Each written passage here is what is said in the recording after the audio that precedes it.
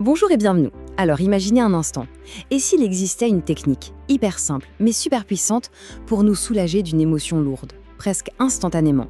Une méthode qu'on aurait littéralement au bout des doigts. C'est exactement ça qu'on va explorer ensemble aujourd'hui. Franchement, qui n'a jamais ressenti ça? Cette angoisse, cette colère ou cette tristesse qui s'accroche, qui ne veut pas partir, peu importe ce qu'on fait. On se sent comme piégé, pris dans un étau par nos propres émotions. C'est un sentiment que tout le monde connaît. Mais, et s'il y avait une clé? Une clé pour ouvrir cette cage et se libérer? Eh bien, tout part de cette idée. Une idée simple, mais vraiment profonde. C'est le cœur même de la technique de libération émotionnelle, qu'on appelle aussi EFT. L'idée, c'est quoi? C'est que nos émotions négatives, ce n'est pas juste un truc dans la tête. Non. En fait, ce serait le résultat direct d'un bug, d'une perturbation dans le système énergétique de notre corps. Alors, une émotion bloquée, qu'est-ce que ça veut dire au juste? En fait, la première chose à faire, c'est de changer notre façon de voir le problème. Et si, au lieu de parler de faiblesse psychologique, on parlait plutôt d'un blocage, un blocage dans notre circuit énergétique, ça change tout, non? Et c'est justement là que l'EFT entre en jeu. Le nom complet, c'est Technique de libération émotionnelle. Mais soyons honnêtes, la plupart des gens la connaissent sous son petit nom, bien plus simple, le tapping. Et ça dit bien ce que ça veut dire, il s'agit de tapoter. Pour bien comprendre, il y a une image qui est juste parfaite. On la décrit souvent comme de l'acupuncture sans les aiguilles. C'est génial comme analogie, non? Imaginez tous les bienfaits de l'acupuncture pour rééquilibrer les énergies du corps, mais sans la moindre aiguille. On va stimuler les mêmes points, les mêmes méridiens, mais juste avec le bout de nos doigts. Donc, si l'émotion est la serrure, le tapping, c'est la clé. Alors, allons-y, on va voir d'où vient cette technique et surtout, comment on peut tous apprendre à l'utiliser. L'histoire derrière tout ça est assez intéressante. Ça commence dans les années 80 avec un psychologue, Roger Callahan. Il met au point un système qui marche, mais qui est super complexe.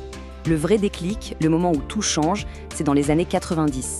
Un ingénieur de Stanford, Gary Craig, se penche sur la méthode. Et là, son coup de génie, ça a été de tout simplifier, de rendre le truc accessible à n'importe qui. C'est cette version simplifiée qui a fait le tour du monde. Bon, à cette théorie, on passe à la pratique. Concrètement, comment ça marche? On va suivre le chemin ensemble, pas à pas, pour découvrir comment cette technique peut nous amener à cette fameuse libération émotionnelle. Alors voilà la feuille de route. Gary Craig l'a baptisée la recette de base. Et j'adore ce nom parce que ça montre à quel point c'est simple. Il y a 4 étapes très claires. D'abord, on évalue le problème. Ensuite, on fait la préparation.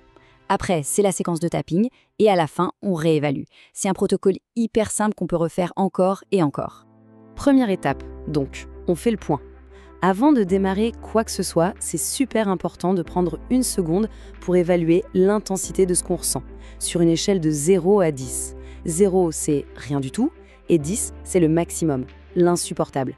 C'est notre point de départ, notre référence pour voir le chemin parcouru. Ensuite, l'étape 2, la préparation. C'est une étape cruciale. On va tapoter sur un point spécifique, le point karaté, sur le tranchant de la main, tout en répétant 3 fois une phrase bien précise. Et cette phrase, elle est fascinante. D'un côté, on dit « même si j'ai ce problème », donc on le reconnaît, on le regarde en face. Mais de l'autre, on ajoute « je m'aime et je m'accepte profondément et complètement ». On affirme une acceptation totale de soi. C'est ce contraste, ce paradoxe qui est au cœur de tout. Et là, on arrive au cœur du réacteur, la séquence de tapping. On va tout simplement tapoter doucement sur une série de points précis, sur la tête, le visage, le torse, tout en gardant notre problème en tête. Chacun de ces points, en fait, est comme une porte d'entrée vers un des grands circuits énergétiques du corps. C'est un peu comme si on faisait un reset du système. Bon, je sais, tout ça peut paraître un peu bizarre au début. Se tapoter le visage en pensant à ses soucis, on est d'accord. Du coup, la question qui vient tout de suite, c'est « Ok, mais est-ce que ça marche vraiment ?» C'est une excellente question. Et la science, elle en dit quoi? Allons voir ce que les études nous disent. Et là, attention, le chiffre est assez parlant. On parle de plus d'une centaine d'études publiées dans des revues scientifiques sérieuses. Donc on n'est plus du tout dans le domaine de la petite technique alternative. Non, c'est un vrai champ de recherche, bien actif, qui montre des résultats concrets, mesurables. Et ces recherches, elles touchent à plein de domaines différents. L'EFT a montré des résultats vraiment intéressants pour des choses très sérieuses, comme le trouble de stress post-traumatique, mais aussi pour des problèmes que beaucoup de gens rencontrent au quotidien. L'anxiété, la dépression, les douleurs physiques et même les fringales.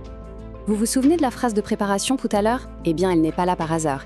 Elle sert à contrer un phénomène bien précis que les spécialistes, notamment au centre du bien-être, appellent l'inversion psychologique.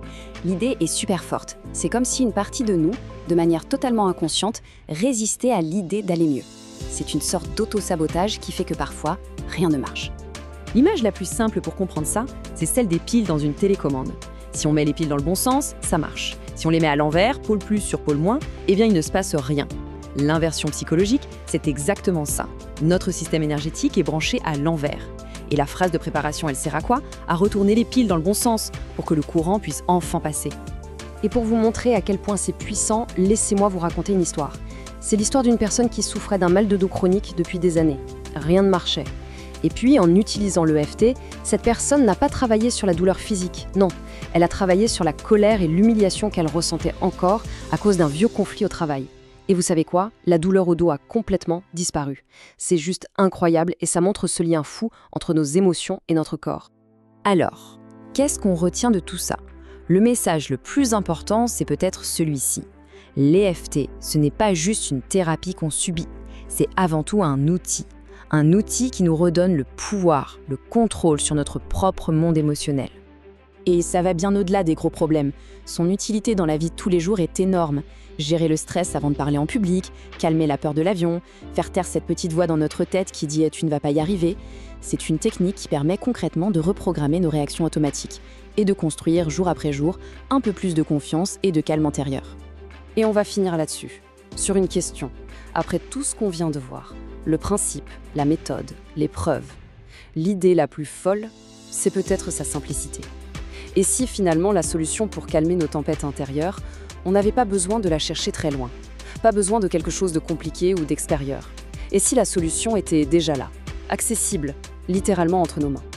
C'est une pensée qui change tout, non?